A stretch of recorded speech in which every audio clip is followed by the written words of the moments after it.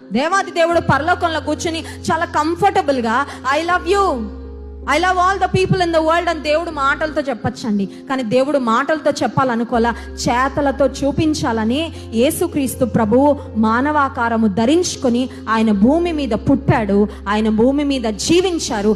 సమస్త మానవాళి యొక్క పాపము కొరకు మన పాప శిక్ష యేసుక్రీస్తు ప్రభు సిలువలో భరించి.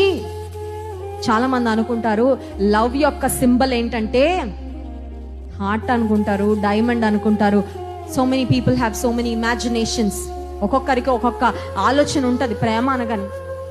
అని నిజమైన ప్రేమ యొక్క సింబల్ ఏంటంటే ఒక దైవజనుడు అంటాడు, it is the symbol of the cross.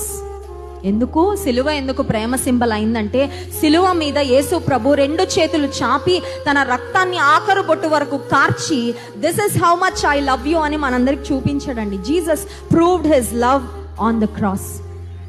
మీరు గమనించినట్లయితే యేసు ప్రభు వారి యొక్క జీవితము ఆయన ఒక్కటి కూడా ఆయన కోసం చేసుకోలేదండి. ఆయన ఈ లోకంలో అంత స్వార్థమే కదా.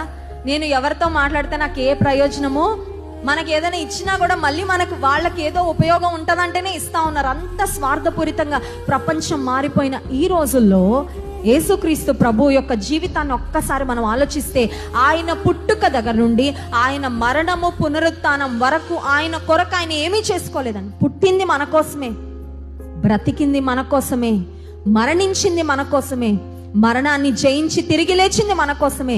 ఇప్పుడు యేసు ప్రభు పరలోకంలో మన కొరకు విజ్ఞాపన చేస్తున్నాడు. మళ్ళీ ఆయన రాబోతున్నాడు. ఆయన తిరిగి రాబోతుంది కూడా ఎవరి కొరకంటే మన కొరకే రాబోతున్నాడు.